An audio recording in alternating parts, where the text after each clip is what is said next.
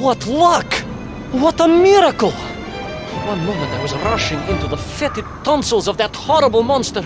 The next, I was plummeting downwards to the jungle floor beyond its reach. I prayed I would land on something soft. Perhaps your head. But nothing could have prepared me for what was about to unfold. An epic saga of pride, power, and revolution. A struggle for freedom the likes of which our world has never seen. And it happened like this.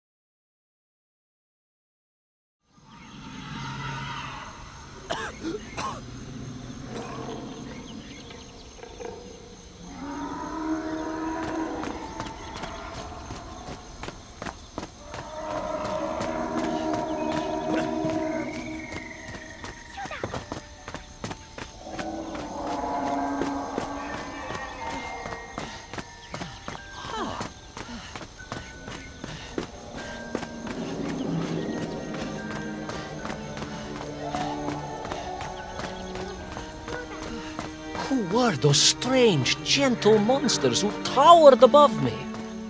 I could only guess they were the lost tribe of the Menf, an earlier race of people.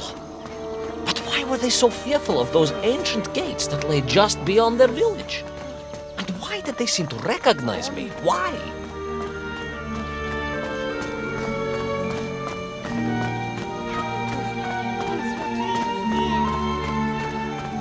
Yes, I'm also wondering why. No, a как же, General? Who was I to question such things? Trapped as I was deep underground. I was more curious, I must admit, about the location of little Orpheus.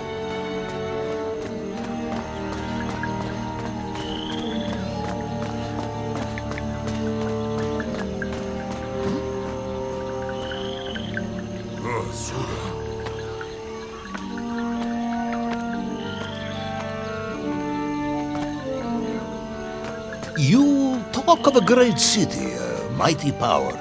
Yet your nymph squatted like savages in huts at its boundary. They did. And the answer to that mystery lay beyond my grasp at that point. Because it was a wonder, it truly was.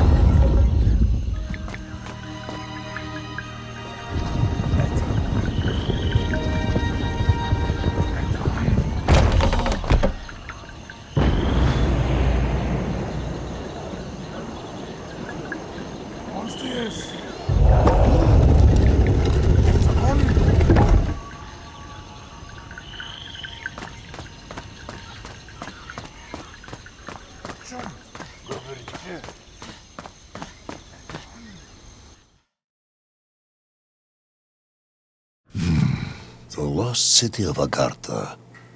I hope I may one day see it myself. Oh, General, if only you could. Unfortunately, as I shall explain, should you seek Agartha now, you wouldn't find it. It has been utterly destroyed.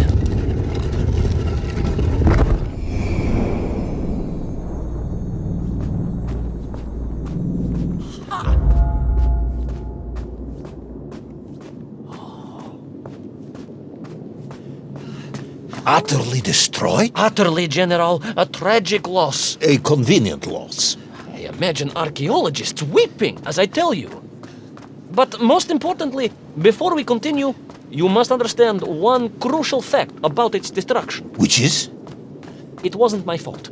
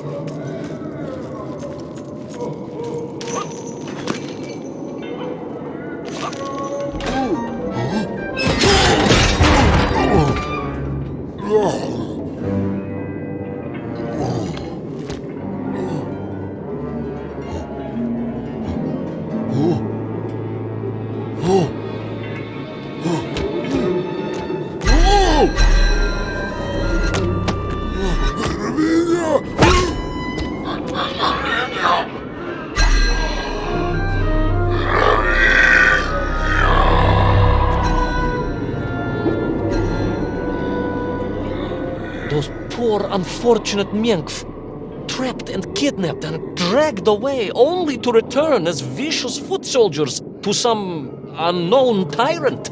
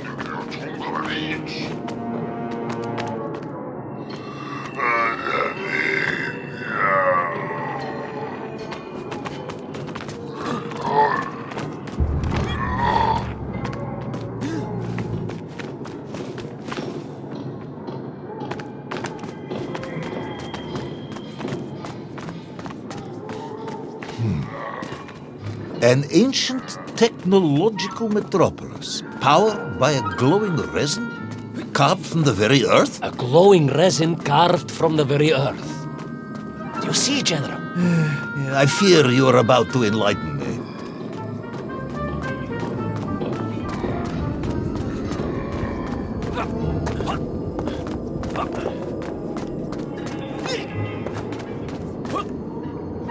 Little Orpheus must have been drained by the impact, but whoever had stolen it and brought it here was no doubt planning to use the Agarthan resin to charge up the atomic bomb, restoring the device to its full potential.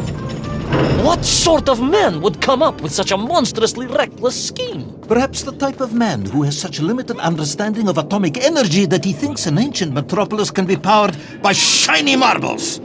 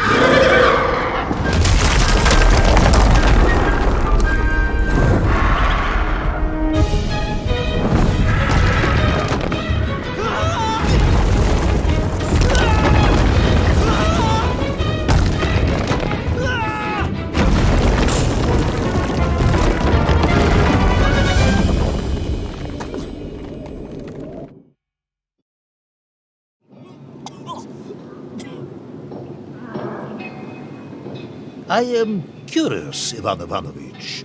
You talk and talk about this great subterranean city. Yet what you describe sounds strangely familiar. It does in some way bear an uncanny resemblance to the glorious architecture of Comrade Alexei Dushkin. Wouldn't you agree?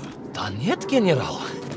I have never heard of this great Tavarish Dushkin or his works. Interesting. Because you were photographed on the steps of his marvelous Vysotka na Krasnich Varotach, shaking hands with the Glavny Constructor. That was the chief designer? The sweaty little fat man with the bad hearing? Mind your mouth, Ivan Ivanovich. And don't think you can distract me by slandering one of the great visionaries of our time. Without him, neither of us would be sitting here now. I must remember to thank him for that, General.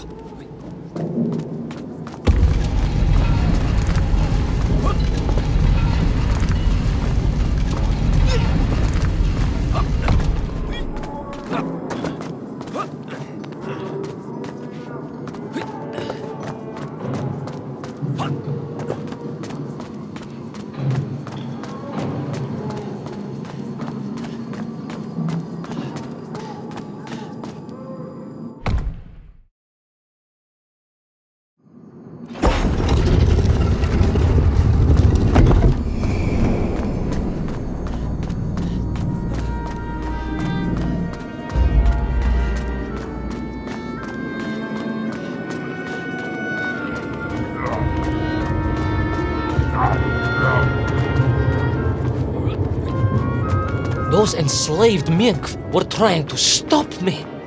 I was sure of that now. I find myself sympathizing with them, I must admit. No, General, then I have failed to win you over. A point of agreement at last.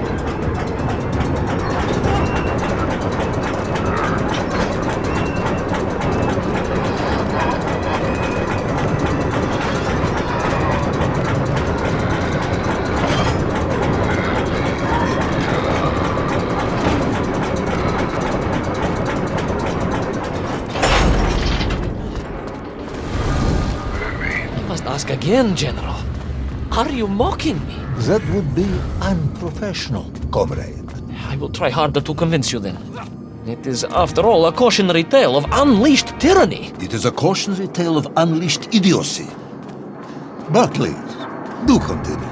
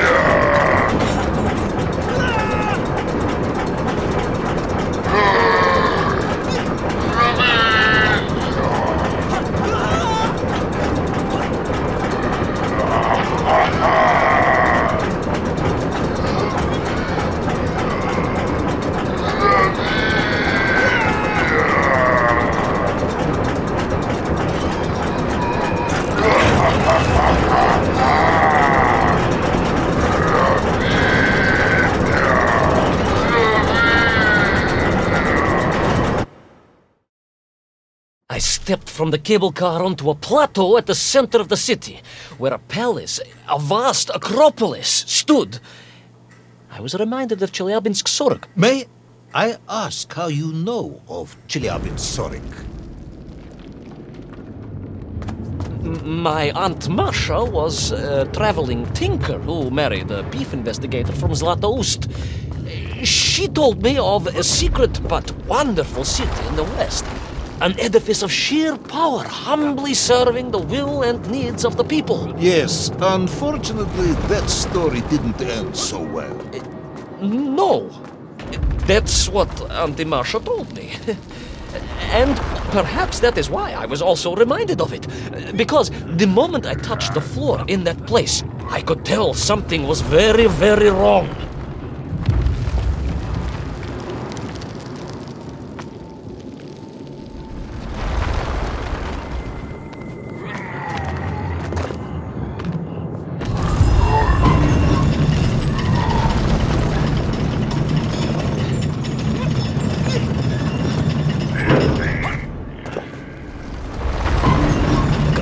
Began to shake, alarmingly, and the whole city felt as if it was shuddering.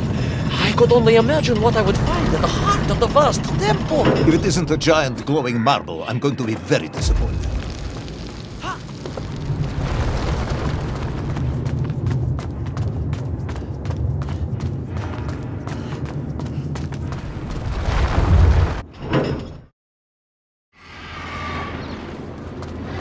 A huge resin sphere that overshadowed all of the others. I caught glimpses through the twisted architecture. And it was then I saw him. Him? The thief, the enslaver, the tyrant, sucking the power from this wondrous city as he drained the very lifeblood of the ancient civilization and drew it into the atomic embrace of little Orpheus. With a song in my heart, I raced onwards to stop him.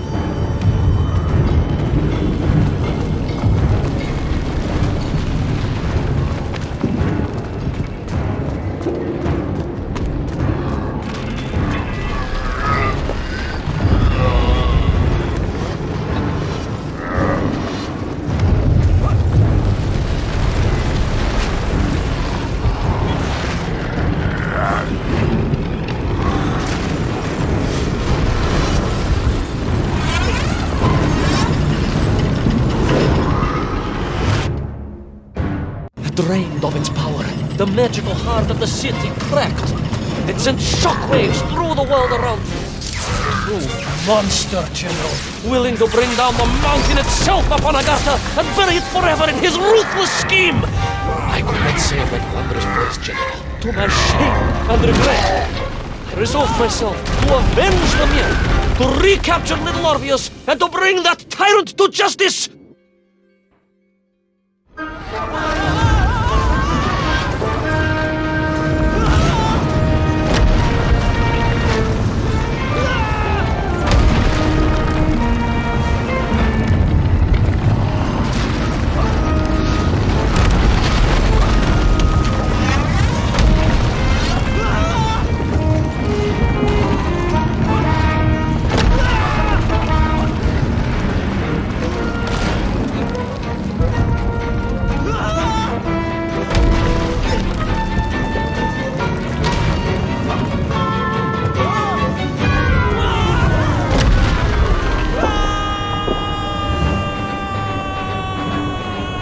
Will our plucky yet careless hero fall forever through those unknown skies? Will he discover the identity of the brutal thief commanding the army of the Menkf? What chance does he have of ever returning to his beloved homeland? How long can the General's patience last? All of these questions and more will definitely be answered in the next exciting episode of Little Orpheus!